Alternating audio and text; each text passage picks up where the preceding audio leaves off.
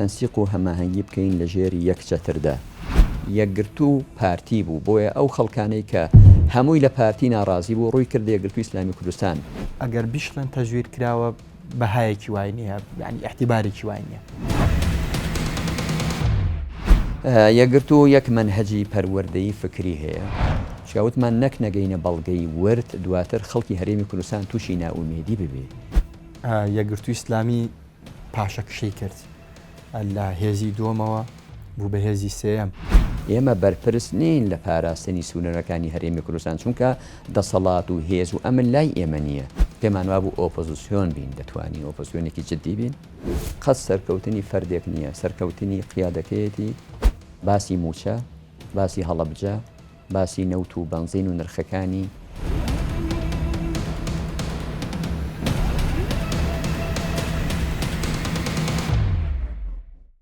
بینەرانی عزیزم، کاتم و کاتێکتان باش، خۆشحاڵین لە بەرنمەیەکی تری دیداری شارپرێز لەگەڵتانە بین. یەکگرتووی ئیسلامی بڕیاری داوەکە لە دوای کۆتایی هاتنی ئەمساڵ کۆنگرەی نوێمی خۆی ببەستێ. هەروەها ئەنجامەکانی هەڵبژاردن و چەند پرسێکی سیاسی تر لەگەڵ میوانەکەم زۆر بەڕێز مامۆستا مستەفا عەبدوڵڵاه کارگێڕی ئەنجومەنی جێبەجێکردنی یەکگرتووی ئیسلامی باسەکەین. مامۆستا گیان سڵاو لێبێ، سوپاس بۆم دەرفەتە. سڵاو لە ئێوەش بەخێر بێن. مامۆستا، ئەنجامەکانی هەڵبژاردننی پەرلەمانی کوردستان کۆتایی هات، خەبەرمان هەیە کە لە ماوەی بانگەشەیە زۆر ماندوو بوون. جام بەستمە لە دوای بانگەشە پشوتان داوەیە، هەروە بەردەوامن، تەندروستی چۆنە، بەچیەوە سەرقاڵن؟ بەڵێ بەنای خی گەورە و میهرەبان یاخوا بەخێر بێن. دیارە هەڵبژاردن هەر پرۆسەیەکە ماندووکەرە، بە تایبەتی لە هەرێمی کوردستان ململانەی زۆر و قەواعیدێکی ڕێک و پێک نییە بۆ هەڵمەتی هەڵبژاردن و دەسەڵاتداران هەرچی سەرۆت و سامانە دەیخنەگەڕ و فشار دەخنەگەڕ لە پرۆسێکی ئاوادا ئینسان زۆر پێویستی بە جوهد و ماندووبوونە. ئێمە جوهدی زۆرمان سەرف کرد، بەڵام ماندووش نابین. لە کاری سیاسیدا ئینسان نابێ ماندوو بێ. پرۆسەکە تەواو بوو، ئێستاش هەر خەریکی ئامادەکاری و خۆسازکردنین بۆ کۆنگرەی نوێم، بۆیە لە ئەندامی لیژنەی ئامادەکاری کۆنگرە و هەڵبژاردننی ئەندامانی کۆنگرەم ئەوەش سەرقاڵیەکی تری بۆ دروست کردوین. زۆر باش مامۆستا، ئەمە بەستمە بە شێوەیەکی ڕێکخراو داخلی پرسیارەکان بین. لە پێش هەڵبژاردن زانیاریمان هەیە کە لەگەڵ دەستگای ستانداردوە کۆمەڵی دادگەری دانیشتنی زۆر جدی لە نێوانتانە هەبوو. بۆچی نەگەشتنە ئەنجام هەتا بە پێی زانیارەکانی ئێمە لیژنەی هاوبەش لە نێوانتانە هەبوو کە هەرێکی و دوو ئەندامی لیژنەتانە بوو، بۆچی نەگەشتنە ڕێککەوتن؟ مامۆستانی جیاوازەکان ئەوەندە گەورە بوو، ئەوەندە جەوهەری بوون؟ ئێمە وەکو لایەنێکی ئۆپۆزیسیۆن تەڕەحمان وا بوو، پێمان باش بوو هەموو لایەنە ئۆپۆزیسیۆن و ناڕازیەکان بەیەکەوە تەنسیق و هەماهەنگی بکەین لە ژێری یەک چەتردا. بە تایبەتی ئێمە و کۆمەڵی ئیسلامی ڕاستە دوو حیزبی جیاین، بەڵام براین، زۆر لێک نزیکین، هەماهەنگی و هاوکاریمان زۆرە. ئەوەی تو ئاماژەی پێدەکەی کۆبوونەوە و دیداری جۆرا و جۆر کرا، بەڵام یاساکە و چوار بازنەی و هەموو ئەوانە تەحەکومیان کرد لەوەی نەتوانین بە یەک لیست دابەزین. بەڵام کە نەشتمانتوانی بە یەک لیست دابەزین، بڕیارماندا هەماهەنگ بین، تەنسیقمان ببێ، نەچینە مەساحەی یەکتر، بە یەکەوە هاوکاری یەکتر بکەین. سوپاس بۆخوا پرۆسەی هەڵبژاردنەکە لە کاتی حملە جوان گوزەرە لە بینی ئێمە و بە تایبەتی کۆمەڵی ئیسلامی هیچ شتێکی ناخۆش ڕووی نەدا. هاوڕێیانی دەستگای ستاندارد تێڕوانینان چۆن؟ ئەوان چونکە حیزبی سیاسی نین، مەسەلەن هەر ڕێکخراوێکن یا سنتەرێکن، گفتوگۆی زۆرمان بوو لەگەڵ ئەوانیش هەڵوێستیان جوان بوو کە نەمانتوانی وەکو ئاماژەم پێکرد لە یەک بەرە یا لە یەک چوارچێوە کارێکی هاوبەش بکەین. ئەوان بەرنامەی تریان دەست پێکرد لەگەڵ کاک عەلی حەمەد ساڵح و ئەوانە، و بەڵام وا بزانم ئەوانیش خۆیان نەگەیشتنە نەتیجە. زۆر باشە مامۆستا، ئەنجامەکانی هەڵبژاردننی پەرلەمانی کوردستانمان بینی بە بەراورد بە هەندێک لایانی تر، ئەتوانم بڵێم یەکگرتووی ئیسلامی تا ڕادێک لە ئاست ئەو لە نێوان دوو کەوانەیە تەزویراتەی کە لایەنەکانی تر بانگەشیان بۆ کرد بێدەنگ بوو. بێدەنگبوونی ئێوە پەیوەندی بە قبولکردنی ئەنجامەکانەوە هەبوو، یا پێتان وا بوو ئەگەر بیشڵن تەزویر کراوە بەهایەکی وای نییە، یعنی احتیبارێکی وای نییە؟ نایەکگرتو بێدەنگ نەبوو لەسەر ئەو وەزعی لە هەڵبژاردن بە بەراورد بە هەندێک بەڵێ ئێمە لیژنەمان بۆ دروست کرد دوو پەرلەمانتاری بەغدای خۆمان دکتۆر موسەنە و مامەستا دارامان نارد بۆ بە دوواداچوون ئیشیشیان لەسەر کرد لەگەڵ لایەنەکانی تری معارەزە لەگەڵ کۆمەڵی ئیسلامی و لەگەڵ ڕەوتی هەڵوێست و لەگەڵ بەرەی گەل و لەگەڵ هەموو ئەوانە هەتا گۆڕانیش بۆ ئەوەی لانێکم بە دوواداچوون بکەین چونکە ئێمە لە دەرەنجامەکان ڕازی نەبووین ئێمە پێمان وابوو یەکگرتووی ئیسلامی کوردستان کورسیەکانی زۆر زیاترماندا نابوو بۆ خۆمان بیهێنین چونکە هەم هەڵوێستەکانی یەکگرت و هەم جوڵەی یەکگرت و هەم وێنەی یەکگرت و لەناو کۆمەڵگە قەناعەتمان وابوو کورسی حەوت کورسی بۆ یەکگرتووی ئیسلامی کوردستان کەمە جێی چاوەڕوانیمان نەبوو ئەوە بەڵام کاتێک بە دوواداچوین ویسمان بە جۆرێک بۆ کوڵی بەڵگەمان دەستکەوێ زانیاری ورتمان دەستکەوێ بۆ ئەوەی لانی کەم بیکەینە تانەیەک و بیبین بۆ کۆمیسیۆن چونکە دەزانین کۆمیسیۆن دەبێ ئەو تانانەی دەیدەی بنەمایەکی زانستی و علمی هەبێ ویسمان بگەینە نەتیجەیەکی مەلموسی ینی بە بەڵگە بۆ ئەوەی بەیانی لە تانەکەمان تەقدیمی کۆمیسیۆنی بکەین ئەوەی احتیمالی هەیە یەکگرتوو زۆر لە ڕووی ئەعلامیەوە بانگەشەی گەورەی بۆ مەوزوعەکە نەکردبێت لەبەر یەک مەترسی شاوتمان نەک نەگەینە بەڵگەی ورد دواتر خەڵکی هەرێمی کوردستان تووشی ناومێدی ببێ دەنگدەر تووشی ناومێدی ببێ یەکێتی و پارتی زۆر حەزیان لێ خەڵک تووشی ناومێدی ببێ و بڕوای بە ئینتیخابات نەمێنێ و نەچێتە پرۆسی هەڵبژاردن و خۆیان بڕۆن و خەڵکی خۆیان بنێرن و بۆ مستەقبلێکی دوور هەم پەرلەمانی بەغدا هەم پەرلەمانی کوردستان خاڵی کەن لە ئۆپۆزیسیۆن ئەوە بەرنمەیەکی مەترسیداری یەکێتی و پارتیە بۆیە ویسمان بۆی ئەو بەرنمەیوان تحقیق نەبێ بە زانستی بە دوای مۆزوعەکاندا چینەگینا ئێستاش ئێمە ملاحەزەمان هەیە فشار زۆر بوو خڕۆقات زۆر بوو ینی گەشتن بەچی گەشتن بۆی کە تا ئێستا نەگەیشتوین بە نەتیجەیەکی دیاری کراو ینی بۆیە ویسمان بە زانستی بڕۆین دوای تانەماندا لە کۆمیسیۆن کۆمەڵێک تانەمان تەقدیم کردووە چاوەڕێی نەتیجە زۆر باش مامۆستا لە بادینان یەکگرتووی ئیسلامی پاشەکشەی کرد لە هێزی دووەمەوە بوو بە هێزی سێەم چاوەڕێی ئەوەتانە کرد ئێمە لە بادینان ئێستا شەرخۆمان بە هێزی دووەم دەزانین ئەوە حاڵەتێکی تاری بوو هاتە پێش ینی دەسەڵات فشارێکی گەورەی لەسەر خەڵکی دەفەرەکە کرد و دەتوان بڵێم دژایەتی یەکگرتوو لە بادینان زۆر بەخەستی کرا بۆ ئینتیخاباتە ڕاستە بەڵام دەزانم ئەگەر ورد ڕوونیکەمەوە هەندێک جار هێزێک کە دژایەتی قورسی دەکرێت لەوانەیە خەڵکەکە کە ناڕازیە نەتوانێت دەنگ بۆ هێزە بدا دەنگەکەی بەرێ بۆ هێزێکی تر و دووەم منافەسەکە جیاواز بوو لە ڕابردوو ئێمە نابێ قیاسی یەکگرتووی ئیسلامی کوردستان بە ئینتیخاباتی 2021 بکەین 2021 لە بادینان هەمومان دەزانین منافەسەکە تەنها لە بینی پارتی و یەکگرتوو بوو هێزی تر منافەسەی بە شیدەتیان نەدەکرد ئەو کاتە نەڕەوتی هەڵوێست هەبوو نەبەرەی گەل هەبوو نەیەکێتی کاندیدی هەبوو نە کۆمەڵ کاندیدی هەبوو نە گۆڕان کاندیدی هەبوو ئەو لیستانە هیچیان کاندیدیان نەبوو منافەسەکە لە بینی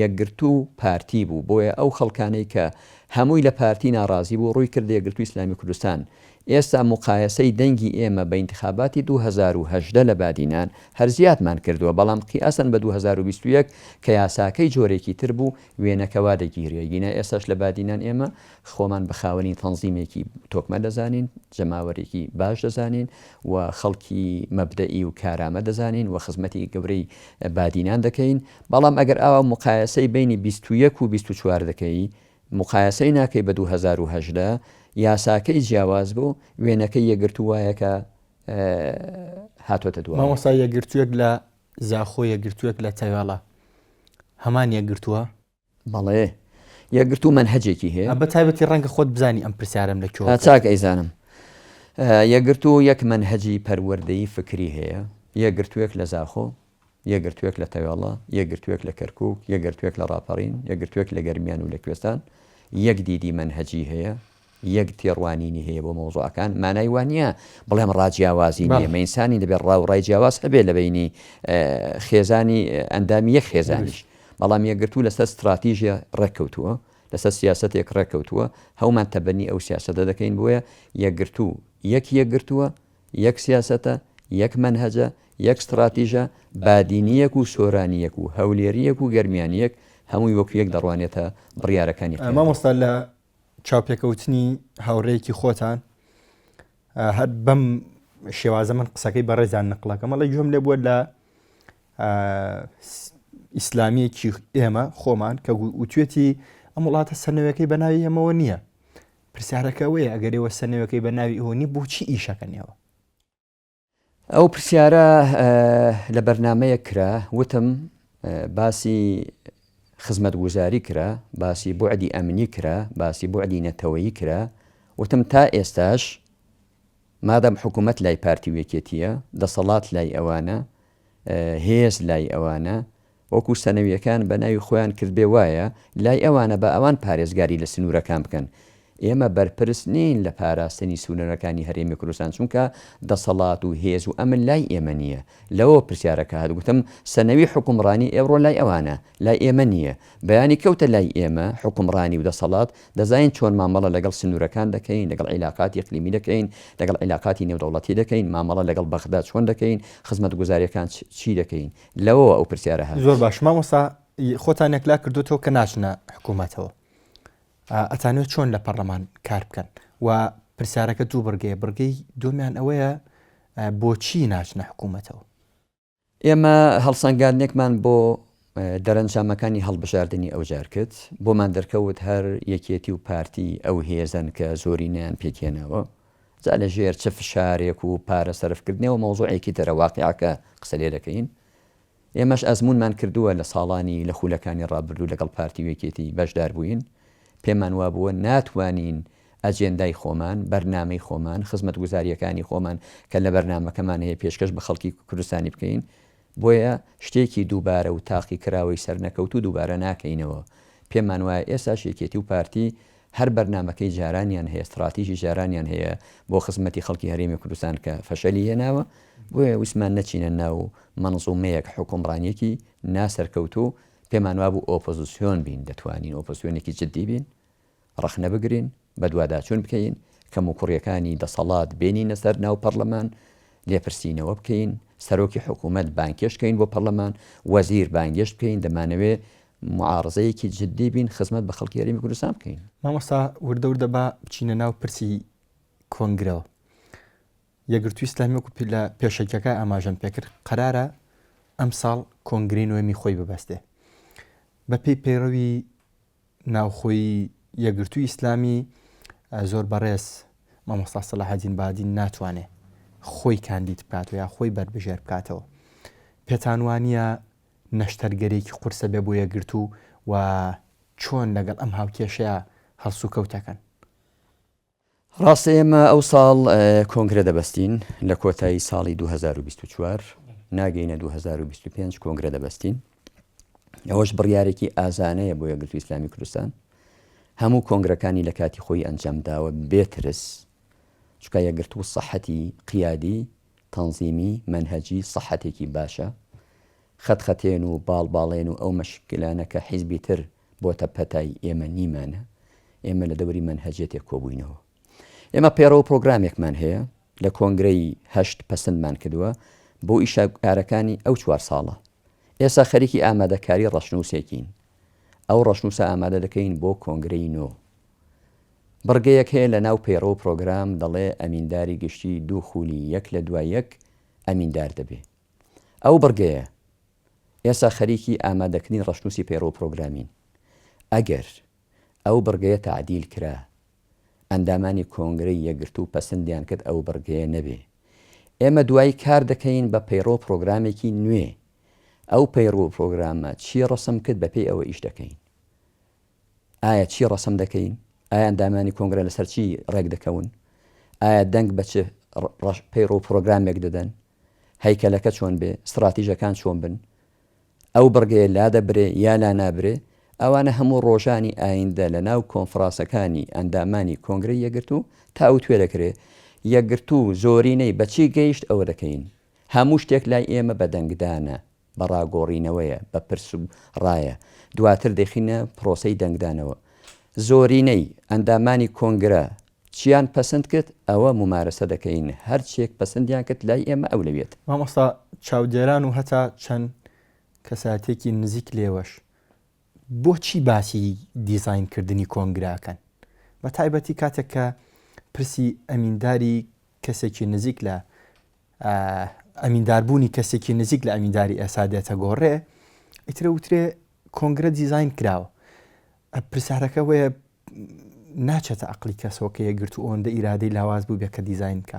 ئەمێ زۆر بە ڕاشکاوی ڕای خۆتمان پێ بڵێ لەسەر بابەت. واللهی کۆنگرەکانی یەکگرت و لە ڕابردوو هەمویان لەسەر شاشە عرض کراون، منافەسە لەسەر هەموو پۆستەکان کراوە بووە، هیچ لیست و لیستکاریەک بۆ ئەندامانی سەرکردایەتیش نەبووە.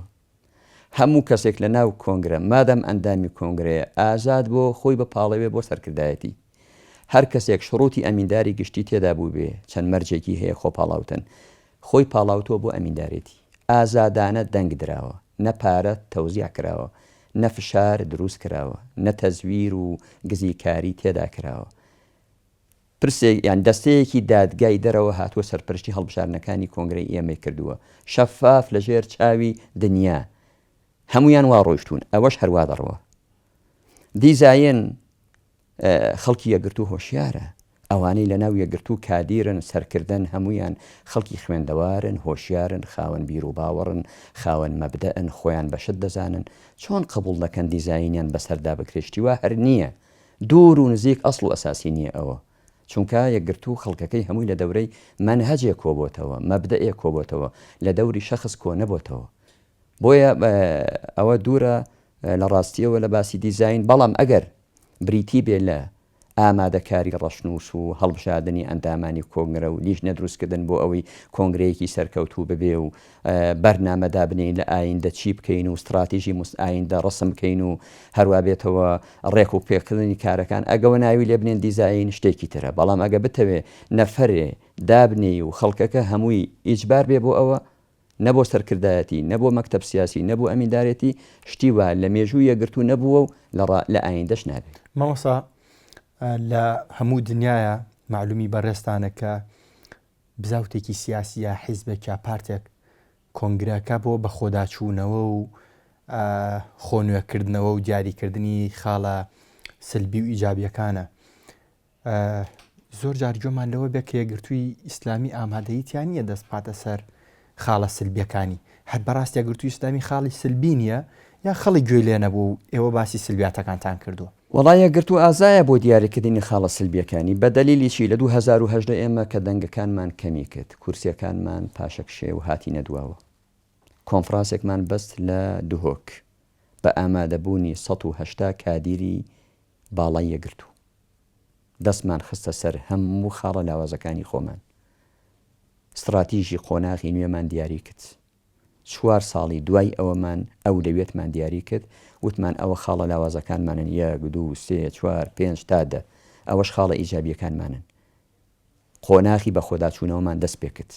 ئەوە وای کرد یەکگرت و لە ئەنجومەنی نوێنەران بەرەو پێش بڕوە، لە پەرلەمانی ئەو جاریش بەرەو پێش بڕوە. بەڵام بە خۆداچوونەوە لە هەموو کۆنگرەیەکی ئێمە 2-3 تەڕەح بووە، 2-3 پێشنیار بووە، خستومانتە بەردەمی دەنگدانەوە. ئەندامانی کۆنگرە 700 کەس، 900 کەس، 1000 کەس، هەر کۆنگرەی عەدەدەکەی نەوەیەک بووە.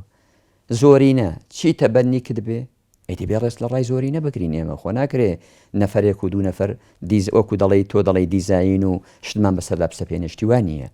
بەدەنگدان ئەو پرۆژەیە بۆ قۆناغی ئێمە باشە، ئەو پرۆژەیە بۆ قۆناغە باش نییە، ئەوە دەخینە ئەولەویەت، ئەوەمان بۆ ناگونجێ، ئەوەمان بۆ دەگونجێ، ئاوا ئیشمان کردووە. وەڵام من ئەمەوێت لێرەوە شتێک بە بینەران بڵێم مامۆستا، ئەمە نابێ بە پیا هەڵدان بۆ مامۆستا مستەفا، بەڵام ڕەنگە خۆشی ئاگداری ئەمە نەبوو بێ.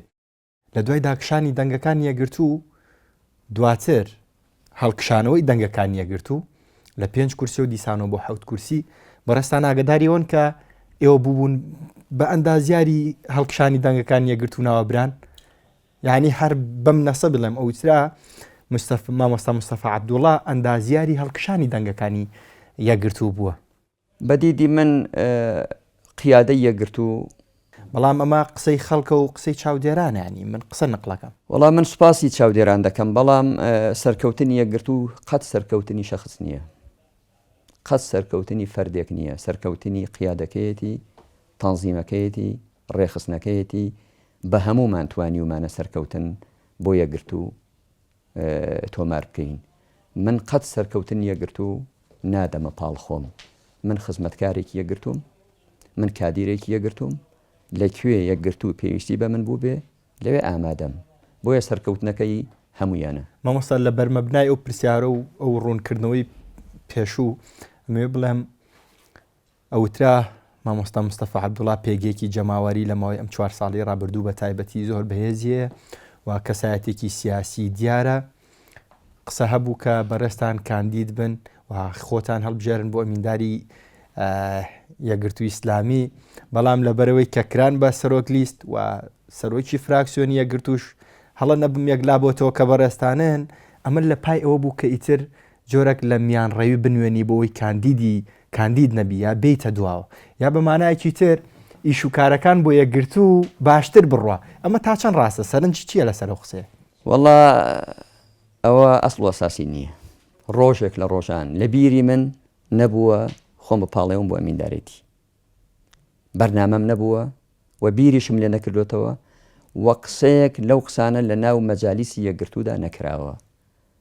بەڵام خەڵک تێڕوانینی وابووە یا هەندێ پێیان وابووە من کە لە سەطحی ئیش و کارم و لە ناو تەنزیماتدا ئەگەڕێم و ئیشەکەم و محازەرات دەدەم دیدوا بوو بێ نەخێر من واجبم بووە چونکە مەسئولی مەکتەبی تەنزیم بووم ماوەی 8 ساڵ و دواتر ئەو 5 ساڵەش مەسئولی مەلەفی مەڵبەندەکان بووم لە یەکگرتوو هەموو مەڵبەندەکان. ئەرکەکەم وای خواستووە لە ناو تەنزیم بم، واجب بووە لە سەرشانم دەبێ ئەرکەکانم جێبەجێکم لە ناو مەڵبەندەکان و لەقەکان بم. ئەگەینا بیرکردنەوە لە ئەمینداری گشتی بۆ من تا ئێستا ئاستەکەی لە مەرحەلەی سفرە. زۆر باش مامۆستا، چەند پرسیارێکی ترەکەین ئیتر کۆتایی بە بەرنامەکەیە نین. سەرۆک وەزیرانی عێراق هاتە سلێمانی و بزانم لەگەڵ بەڕێزیشتان دانیشت، مەبەستمە بۆ خەڵکی ڕوون بکەینەوە لەو دانیشتنیا باز لە چی کرا، چونکە سەرنجی جیاواز هەبوو لەسەر دانیشتنەکانی سەرۆکی وەزیرانی عێراق و یەکگرتووی ئیسلامی. پێم خۆشە زۆر بە ڕاشکایی پێمان بڵی دانیشتنەکان باسی چی کرا زیاتر؟ بەڕێز سوودانی سەردانی هەرێمێکت سەردانێکی جوان بوو، دوای پرۆسەی هەڵبژاردن بوو. دلیلی ئەوەیە پەیوەندەکانی بینی هەرێم و بینی بەغدا بچێتە قۆناغێکی باشتر. ئێمە تەمەنا دەکەین وابێ، چونکە پێمان وایە خەڵک لە ئیستیقراردا بژێ بە تایبەتی بۆ باسی موچە. خاڵێکی تری جوانی ئەوە بوو سەردانی تەنها دەسەڵاتدارەکانی نەکرد، سەردانی معارزەکانیشی کرد بۆی وێنەی کوردستان وەکو خۆی ببینێ لە چاوی دەسەڵاتدارەکانەوە نەیبینێ. ئێمە لێرە گفتوگۆمان لەسەر 4-5 تەوەرەکەت بە کورتی، باسی موچە، باسی هەڵەبجە، باسی نەوت و بەنزین و نرخەکانی، باسی کێشەکانی بینی هەرێم و ناوەند، باسی زیان لێکەوتوانی لافاوەکان و باسی جوتیاران و گەنمی جوتیاران. ئەوانە کە خەمی خەڵکن گفتوگۆمان کرد لەگەڵ سوودانی بەشێکی زۆریانی بە ئیجابی مامەڵە لەگەڵ کرد، وتی ئەوانە دەخمەنە و کارنامەی خۆمەوە. گفتوگۆی نێودەوڵەتی نەکرا بۆ نمونە بەتابەت لێت لە سەروبەندی شەڕی نێوان ئیسرائیل و حەماس. نا ئێمە هەڵوێستی سوودانیمان بەرز نرخاند کە لە UN لە ناتۆ یەکگرتوەکان وتارێکی جوانی خوێندەوە لەسەر ئەو کۆمەڵکوژی و زوڵمەی لەسەر هاوڵاتیانی سڤیلی فەلەستین و غەزە دەکرێ. ئەوی زۆر پێینی گەرام بوو و پێشمان وابوو ڕۆڵی عێراق دەبێت لەو مۆزوعە ڕۆڵێکی ئینسانی خزمەتگوزاری بێ، چونکە کارەساتی غەزە کارەساتێکی زۆر گەورەی ئینسانی و مرۆیی و کۆمەڵکوژیە، ژنکوژی و مناڵکوژیە. و هەروەها لەسەر باسی حکوومەتیش باسی کرد، گوتی بۆ ئێوە کۆمەڵێک مەرج و شەرت فەرز ناکەن بەسەر دەسەڵاتدا و بەشداری حکوومەتکەن. وتمان بەخوا مەرج و شەرت لێرە ئەوان زۆر گوێی لێ ناگرن، بۆیە خۆمان جارێکی کە ناچینە ناو ئەزمونێکی نەگونج. مامۆستا خەڵک بێ ئاگایە لەوەی کە زۆر بەڕێز دکتۆر عەلی قەریداغی لەسەر شەڕی نێوان حەماس و ئیسرائیل وتاری نییە، قسە ناکە یا فعلەن بێدەنگە لەو بابەتەیە؟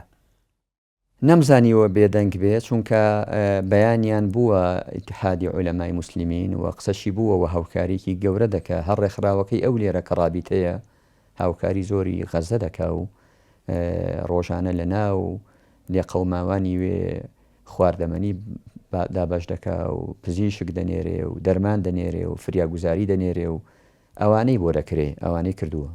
زۆر باش مامۆستا، بەرەو کۆتایی بەرنامەکە چین وەمێ کۆتا پرسیار بکەم، ئەتانوێت چۆن خۆتان ئامادە بکەن بۆ وەرزی نوێی پەرلەمانی کوردستان و چۆن فۆکس بخەنە سەر حکوومەت و چیش ئەکەن بۆ پەرلەمانی عێراق؟ ئێمە کوتلەیەکی 7 پەرلەمانتارین، خۆشببختانە لە هەر چوار پارێزگاکە نوێنەرمان هەیە لە سلێمانی لە هەڵەبجە لە هەولێر لە دووهۆک دانە بڕاوین لە هیچ پارێزگایەک بوونمان نەبێ هەمووی بوونمان هەیە بڕیاری ئۆپۆزیسیۆن بوونێکی جددی و گەرم و گۆڕمانداوە هەموو ئەو پرۆژانەی بۆ خزمەتی هاوڵاتیانە دەیبینە پەرلەمان هەموو ئەو یاسا و پرۆژانەی زەرەر بە هاوڵاتیان دەگەێنێ ڕێگری لێ دەکەین ئەوە وعدە داومانە پەرلەمانتارەکانمان هەمویان سوێندی یاساییان کە خوات وەفا بە سوێندەکانیان دەکەن و دوای ئەوە خۆمان بۆ هەڵبشاردننی ئەنجومەنی نوێنەران ئامادە دەکەین بە گەرم و گۆڕیش بەشداری دەکەین و پێمان وایە لە بەغدا خزمەتی گەورەمان کردووە چوار پەرلەمانتارمان هەیە بەڵام کاریگەری گەوریان هەبووە نابێ یەکگرت و لە بەغدا غایب بێ چونکە بۆ خەڵکی هەرێمی کوردستان خزمەتە. زۆر باش مامۆستاجان ئەگەر لە کۆتا شتێکتما بێ ئەمە شتێکی ئەوتۆمان نەما. وەڵا دەستخۆشی بۆ ئێوە ومێدی سەرکەوتن بۆ